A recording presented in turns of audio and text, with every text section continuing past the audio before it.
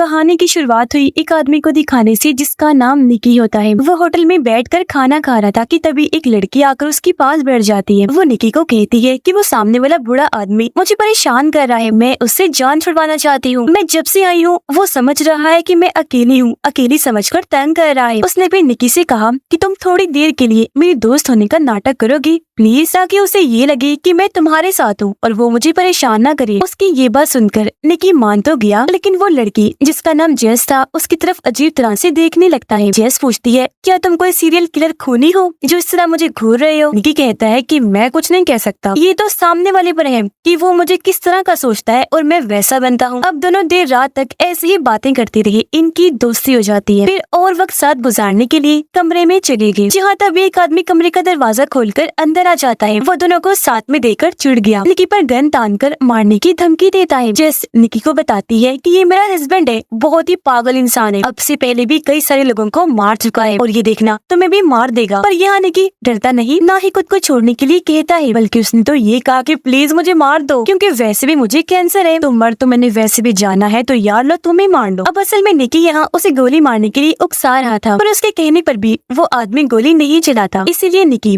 उठ खड़ा हुआ। तब यहाँ जेस अपना मुंह खोलती है, उस आदमी को कहने लगी अरे बेवकूफ इंसान, इसे कोई कैंसर वैंसर नहीं है, बल्कि वो हमारा प्लान समझ चुका है। असल में निकी को बातों में फंसाना और उसे यहाँ कमरे तक लेकर आना सब जेस और उसकी इस साथी की चाल थी, क्योंकि वो इस तरह ही लोगों को डरा कर अपनी बातों में फंसाकर लूटा करती थी। मगर इस बार उसका ये प्लान फेल हो गया, क्योंकि इस बार उनका सामना अपने से भी बड़े लुटेरे से हो गया जो इनकी चाल समझ चुका था। जी हाँ, निकी भी काफी बड़ा माहिर लुटेरा था और वो अब चुपचाप वहाँ से निकल जाता है। होटल के कमरे से निकलकर जेस जब जा रही थी तो निकी भी उसके साथ साथ चलने लगता है। वो उसे शराब पीने के लिए ऑफर करता है, क्योंकि जेस भी उससे काफी मुतासिर हुई थी, इसलिए वो उसकी ऑफर मान लेती है। ये दोनों बार में आकर शराब पीने लगे, जहाँ जेस उससे चोरी करने की स्किल्स महारतों के बारे में पूछने लगती है। जेस उसे बताता है कि चोरी लूट मार के इस खेल में सबसे जरूरी चीज है फोकस, यानी किसी काम को करने में हमारी सारी तवज्जो उस तरफ होनी चाहिए। असल में इंसान एक वक्त में कई सारे काम नहीं कर सकता, क्योंकि इस तरह काम खराब ही होते हैं। एक चीज पर फोकस और दूसरों का फोकस अपनी तरफ करना बहुत जरूरी होता है। ये सब बताने के बाद वो जेस के साथ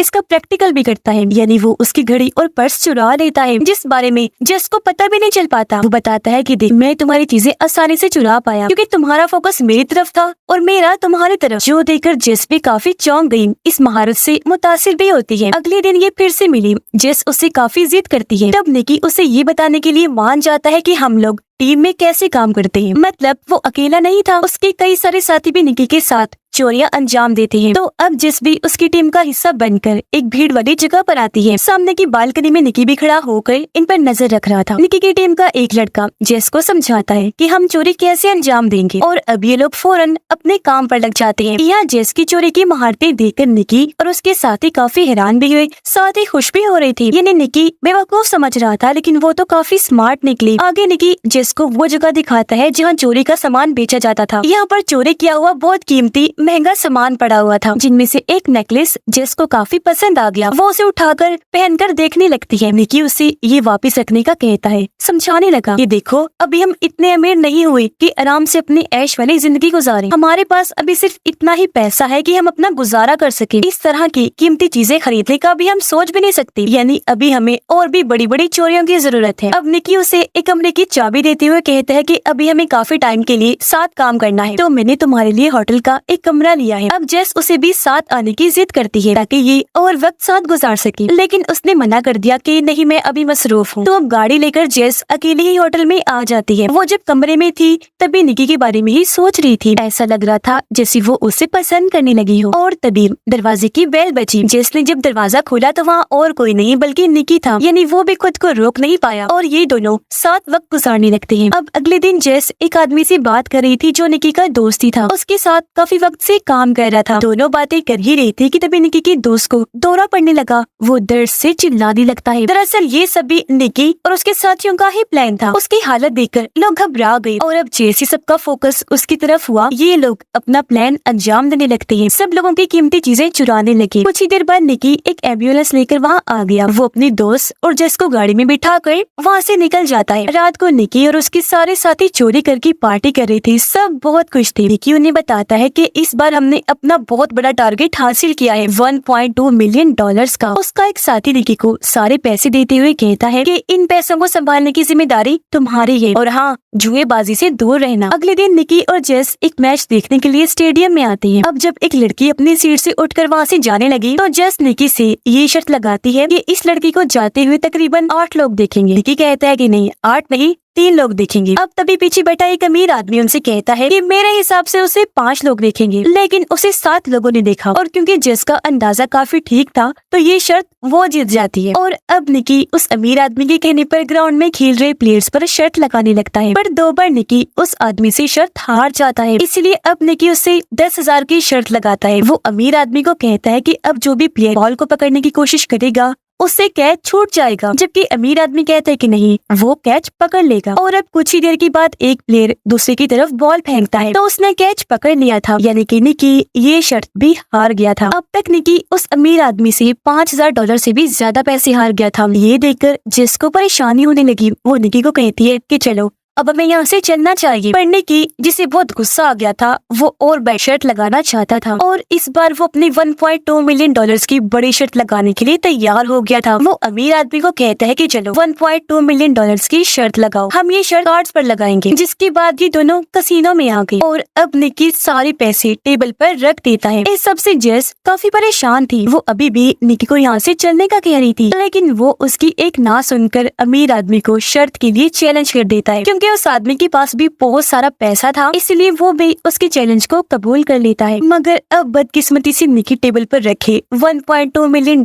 भी हार जाता है। अब इन पैसों में निकी के साथियों का भी हिस्सा था, पर क्योंकि सारे पैसे तो जा चुके थे इसलिए जेस की परेशानी बढ़ने लगती है और अब तो निकी भी चुपचाप यहाँ से जाने लगा। तब अमीर आदमी उसे तंज करवा कर कहता है कि भाई, अगर किसी बड़े प्लेयर के साथ खेलोगे तो ऐसा ही होगा। जो सुनकर निकी को गुस्सा आ गया, साथ ही उसे कुछ याद भी आ गया था, इसलिए वो फिर से अमीर आदमी की तरफ बढ़ने लगा। कहता है कि अब मैं डबल पैसों की शर्त खेलना चाहता हूँ, यानी $2.2 मिलियन की। हैरान कुन बात ये थी कि अभी उसके पास 1 रुपया भी नहीं था, मगर वो फिर भी शर्त लगाने की जिद कर रहा था। निकी अमीर आदमी को कहता है कि तुम ग्राउंड में खेल रहे किसी भी प्लेयर का नंबर नोट करो और मैं ये अंदाजा लगाकर तुम्हें बताऊंगा कि तुमने किस प्लेयर को अपने दिमाग में सोचा है। पर इसके लिए अमीर आदमी ने मना कर दिया। वो कहता है कि मुझे तुम पर यकीन नहीं। निकी कहने लगा कि चलो मैं नहीं, मेरी दोस्त जेस उस प्लेयर के बारे में बता देगी। अब निकी का इतना पागलपन देखकर अमीर आदमी भी मान जाता है, जबकि जेस अभी भी उसे समझाने की कोशिश करने लगती है। स्टेडियम में जाकर अमीर आदमी ने एक प्लेयर का नंबर नोट कर लिया था। तब आकर वो जेस को कहता है कि जाओ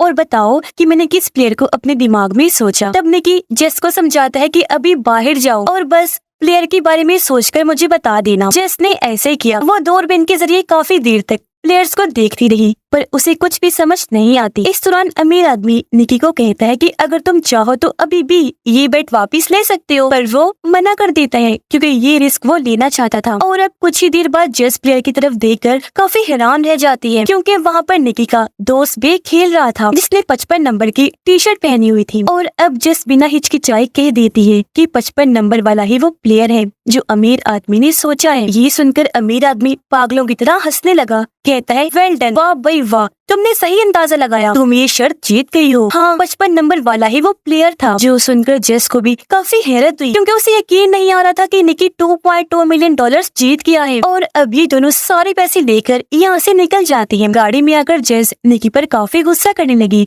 उसे मारने लगती है कि तुमने अभी तक मुझे अपने प्लान के बारे में नहीं बताया कि आखिर कैसे इतनी बड़ी रकम तुम जीत गई, जबकि कुछ देर पहले तो यही लग रहा था जैसे तुम्हारे गुस्से की वजह से तुम सारे पैसे हार गए हो। अब बताओ सच क्या है, तुम कैसे शर्त जीत गए। तब निकी उसे बताता है कि अमीर आदमी के पास बहुत पैसा है, साथ ही वो बहुत बड़ा जुआरी भी है, कोई ऐसा जुआ नहीं जो उसने ना खेला हो। जेस पूछती है, अच्छा तुम्हें कैसे पता चला कि मैं 55 नंबर ही चुनूंगी, तुमने इतना बड़ा रिस्क कैसे लिया। तब निकी बताता है कि काफी वक्त पहले से ही मैं ये बात तुम्हारे जहन में डाल रहा था, साथ साथ अमीर आदमी के दिमाग में। और अब यहाँ से कहानी कुछ वक्त पहले आ जाती है। हमने देखा कि निकी के आदमी काफी वक्त पहले से ही अमीर आदमी पर नजर रख रहे थे। उन्होंने अलग अलग तरह कोशिश करके 55 नंबर उसके जहन में बिठा दिया था। वो जहाँ जहाँ भी जाता 55 नंबर या इस नंबर की शेप उसे हर जगह दिखाई दिया करती थी। यहाँ के बैनर्स पर लोगों ने 55 नंबर पकड़ा हुआ था। ये भी उनकी चाल थी अमीर आदमी को दिखाने के लिए। और आज जब वो मैच देखने आ रहा था तो उसकी नजर निकी के दोस्त पर पड़ गई, इसलिए उसने जहन में 55 नंबर बिठा लिया क्योंकि उसका नंबर भी 55 ही था। यही वजह है कि शर्त के दौरान भी उसने यही नंबर चुना। और अभी सारी बातें सुनकर जेस काफी खुश हो जाती है। वो फिर से मुतासिर हुई। निकी उसे कहता है कि तुमने भी काफी अच्छा काम किया, जो कहकर वो जेस को उसके हिस्से के पैसे देकर यहाँ से चला जाता है। हालांकि जेस उसे रोकने की बहुत कोशिश करती है, लेकिन वो बिना कोई बात सुने वहाँ से चला गया। इस बात को लेकर जेस रोने लगती है क्योंकि वो निकी को पसंद करने लगी थी, मगर उसका इस तरह अचानक चले जाना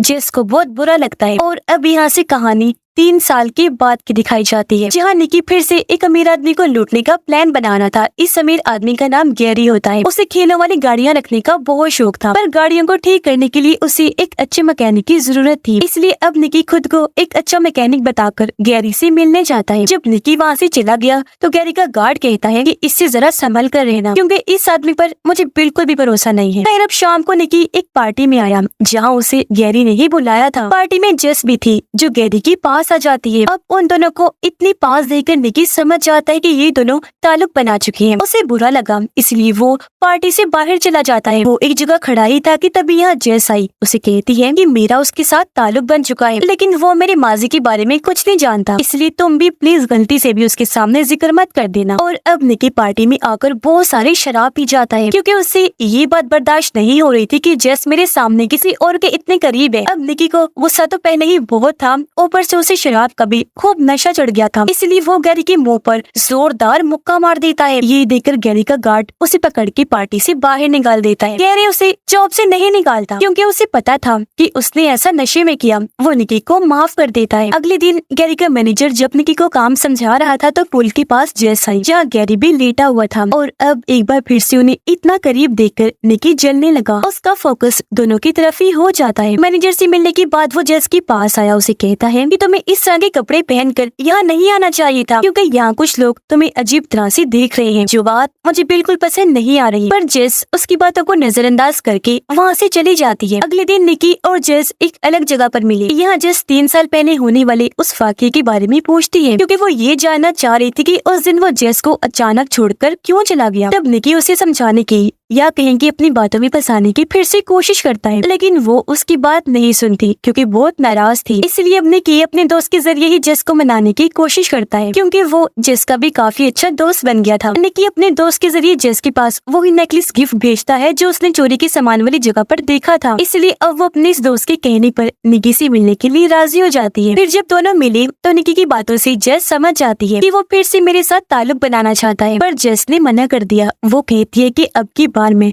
तुम पर भरोसा नहीं कर सकती। इतना कहकर वो यहाँ से निकल जाती है। अब उदास होकर निकी जब होटल में वापस आया तो जेस उसके दरवाजे पर पहले से ही बैठी हुई थी। सच तो ये था कि वो आज भी उसे पसंद करती थी, इसीलिए खुद को यहाँ आने से वो रोक नहीं पाई। और अब ये दोनों कमरे में आकर फिर से एक साथ वक्त गुजारने लगते हैं। अब अगली सुबह बगैर बताए गैरी का गार्ड निकी से मिलने आ जाता है। वो दरवाजा खटखटाता है तो निकी फौरन जाकर दरवाजा खोल देता है। अब गार्ड को उस पर शक हो रहा था। उसे एहसास हुआ जैसे निकी के साथ कमरे में और कोई भी मौजूद है, इसीलिए वो कमरे में आकर हर तरफ तलाशी लेने लगा, पर यहाँ उसे कोई भी नहीं मिलता क्योंकि जेस गार्ड से बचने के लिए साथ वाली बालकनी में जाकर छुप गई थी। अगले दिन गैरी का मैनेजर काम के बदले उसे ढेर सारे पैसे देता है। अब यहाँ हम निकी को अपने लैपटॉप में कुछ ट्रांसफर करते हुए देखते हैं, जो असल में गैरी की खुफिया डिजाइन थे। और अब इन डिजाइन को चोरी करने के बाद निकी गैरी के क्लाइंट्स को ही कम पैसों में वो बेच देता है, जिसके बाद निकी वो सारे पैसे लेकर जेस के साथ यहाँ से चले जाने का प्लान बनाता है। और अब जब ये दोनों गाड़ी में बैठकर यहाँ से निकल रहे थे तो तभी गैरी का एक आदमी भी अपनी गाड़ी से इनका पीछा करने लगता है। वो अपनी गाड़ी को जोर से इनकी गाड़ी में लाकर मार देता है, जिससे दोनों बेहोश हो गए। अब जब दोनों को होश आई तो वो खुद को कुर्सी से बंधा हुआ देखते हैं। उनके सामने गैरी था। असल में गैरी को पहले ही पता चल चुका था कि निकी यहाँ मुझे लूटने के इरादे से आया है, इसीलिए काफी पहले से उसने अपने आदमियों को निकी के पीछे लगा दिया था, जो दिन रात उस पर नजर रख रहे थे। पर यहाँ गैरी को ये समझ नहीं आती कि इतनी सख्त सिक्योरिटी होने के बाद भी निकी ने पासवर्ड का पता कैसे लगवा लिया। उसने जब इस बारे में पूछा तो निकी जवाब देता है कि जब मैंने तुम्हें जेस के इतने करीब देखा तो मैंने भी उसके करीब जाने का फैसला किया। मैंने जेस को वो नेकलेस जो गिफ्ट भिजवाया था